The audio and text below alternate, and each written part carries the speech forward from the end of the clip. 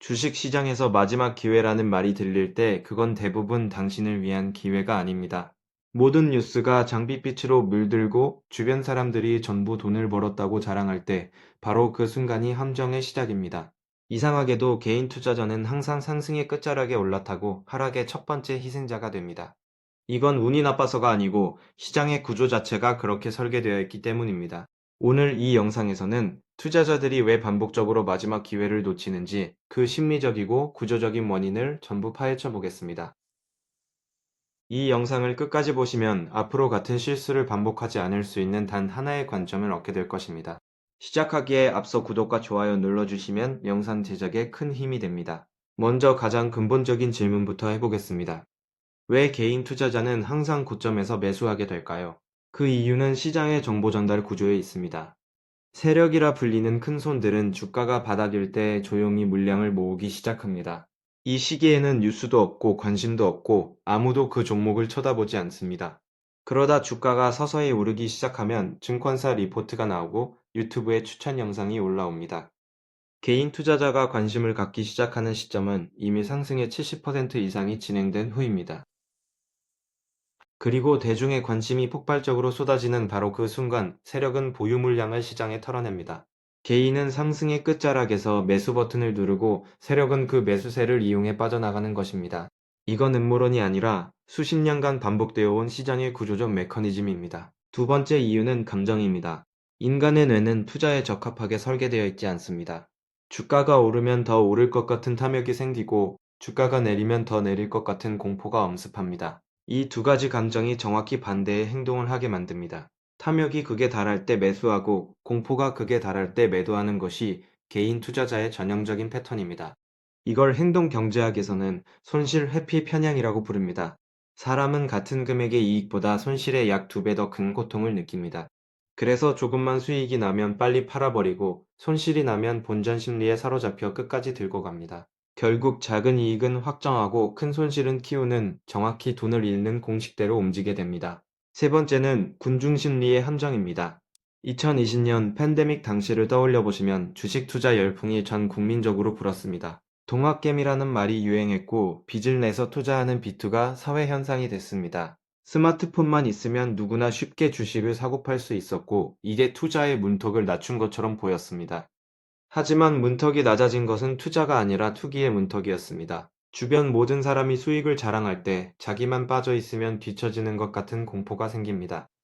이걸 포모, 즉 기회를 놓칠지 모른다는 두려움이라고 합니다. 포모에 사로잡히면 냉정한 분석 없이 일단 매수부터 하게 됩니다. 문제는 모든 사람이 동시에 포모를 느끼는 시점이 바로 시장의 꼭대기라는 사실입니다. 네 번째 이유는 확증 편향입니다. 사람은 자기가 믿고 싶은 정보만 선택적으로 받아들이는 경향이 있습니다. 내가 산 종목이 오를 거라고 믿으면 그 종목의 호재 뉴스만 눈에 들어옵니다. 반대로 위험 신호나 부정적 분석은 무시하거나 과소평가합니다. 유튜브 알고리즘도 이 편향을 강화시킵니다. 특정 종목을 검색하면 그 종목의 긍정적 전망 영상이 추천 피드를 가득 채웁니다. 투자자는 자기가 객관적으로 판단하고 있다고 착각하지만 실제로는 편향된 정보의 거품 속에 갇혀 있는 것입니다.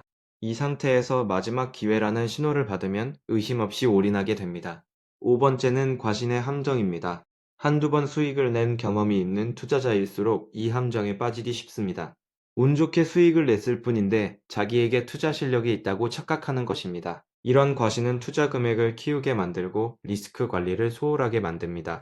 실제로 많은 개인 투자자가 초기에 소액으로 수익을 내다가 확신이 생긴 후 큰돈을 넣는 순간 대형 손실을 겪습니다. 시장은 자신감이 넘치는 투자자를 가장 잔인하게 바랍니다.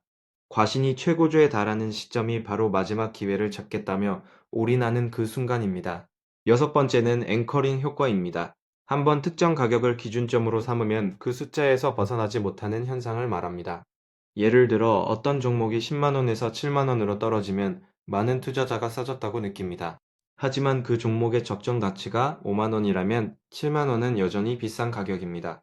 과거 고점이라는 앵커에 사로잡혀서 현재 가격을 할인된 기회로 착각하는 것입니다. 이 때문에 하락 초기에 물타기를 하다가 끝없는 추락과 함께 자산이 녹아내리는 일이 벌어집니다. 마지막 기회라고 느끼는 그 산 가격이 사실은 더 큰 하락의 시작점일 수 있다는 걸 기억해야 합니다. 7번째는 매몰 비용의 오류입니다. 이미 투자한 돈이 아까워서 손절을 못하는 심리입니다.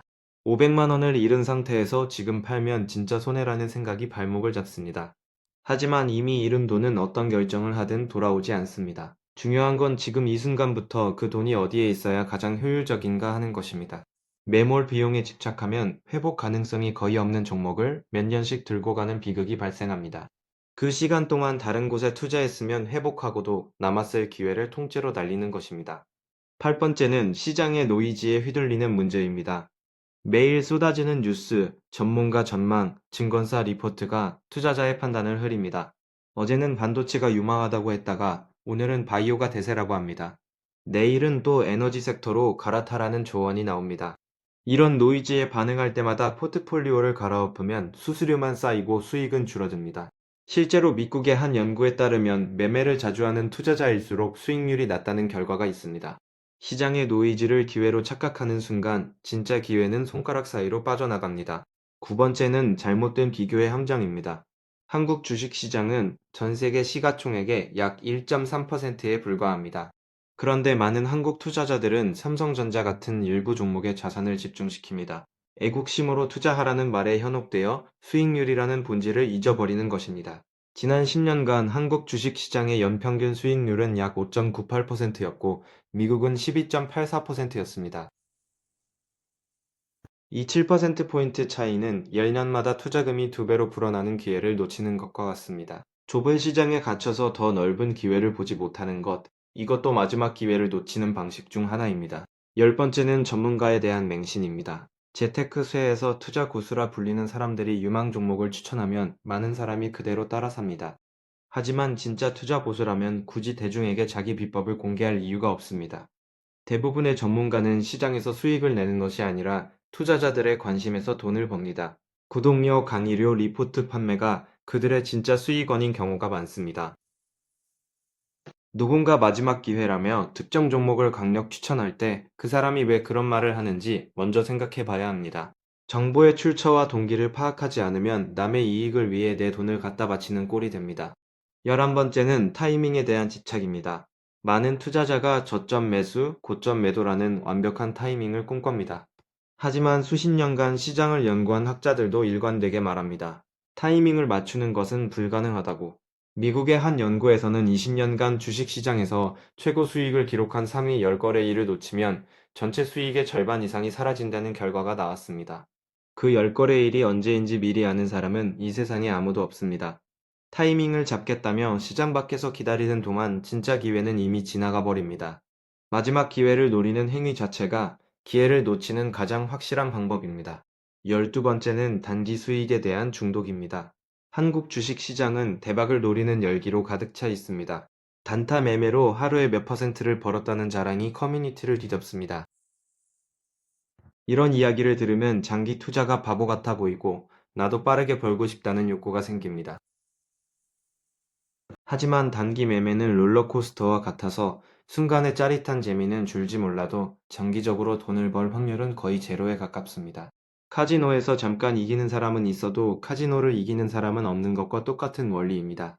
단기 수익의 달콤함에 중독되면 장기적으로 부를 쌓을 수 있는 진짜 기회를 영원히 놓치게 됩니다.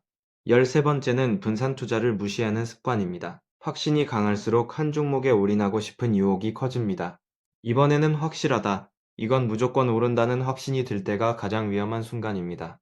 어떤 기업이든 예상치 못한 악재가 터질 수 있고 아무리 좋은 종목도 시장 전체의 하락에서 자유롭지 못합니다.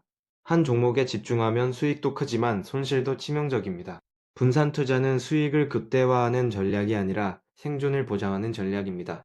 살아남아야 다음 기회를 잡을 수 있고 살아남지 못하면 어떤 기회도 의미가 없습니다.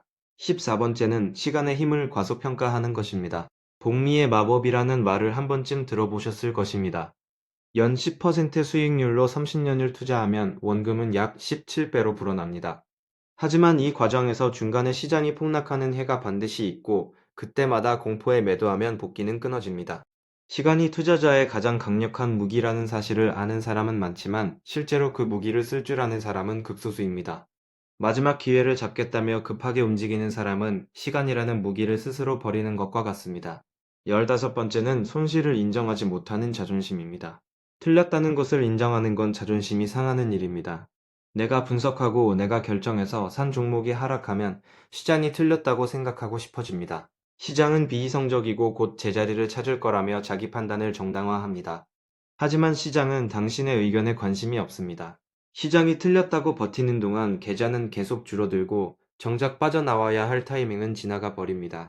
투자에서 가장 비싼 대가를 치르게 하는 것은 틀린 판단이 아니라 틀렸다는 걸 인정하지 않는 고집입니다. 16번째는 최신 편향입니다. 최근에 일어난 일이 앞으로도 계속될 것이라고 믿는 심리적 경향입니다. 시장이 3개월 연속 올랐으면 앞으로도 오를 것 같고 3개월 연속 떨어졌으면 끝없이 떨어질 것 같습니다. 하지만 시장은 순환합니다. 상승 뒤에는 반드시 조정이 오고 하락 뒤에는 반드시 반등이 옵니다. 최신 편향에 사로잡히면 상승장 끝에서 더 오를 거라며 뛰어들고 하락장 바닥에서 더 떨어질 거라며 도망칩니다. 정확히 반대로 해야 할 때 반대로 하게 만드는 가장 교활한 심리적 함정입니다. 17은 레버리지의 유혹입니다. 마지막 기회라고 확신하면 빚을 내서라도 투자하고 싶어집니다. 신용대출, 주식담보대출, 심지어 카드론까지 끌어모아 주식에 넣는 사람들이 있습니다. 수익이 나면 레버리지 덕분에 2배, 3배로 벌 수 있지만 손실도 같은 배율로 커집니다. 레버리지를 쓰면 시장이 조금만 흔들려도 반대매매라는 강제 청산을 당할 수 있습니다. 반대매매는 가장 나쁜 타이밍에 가장 나쁜 가격으로 매도당하는 것을 의미합니다. 빚으로 잡은 마지막 기회는 회복 불가능한 재정적 파탄의 시작이 될 수 있습니다. 18번째는 출구 전략의 부재입니다. 놀랍게도 대부분의 개인 투자자는 매수 계획은 있어도 매도 계획은 없습니다. 언제, 어떤 조건에서 팔 것인지를 미리 정하지 않으면 매도는 항상 감정에 의해 결정됩니다. 수익이 날 때는 더 오를 것 같아서 못 팔고 손실이 날 때는 아까워서 못 팝니다. 결국 수익은 증발하고 손실은 눈덩이처럼 커지는 악순환이 반복됩니다. 투자의 성패는 무엇을 사느냐가 아니라 언제 파느냐에 달려 있다는 말은 과장이 아닙니다. 출구 없는 투자는 입구만 있는 미로에 들어가는 것과 다름없습니다.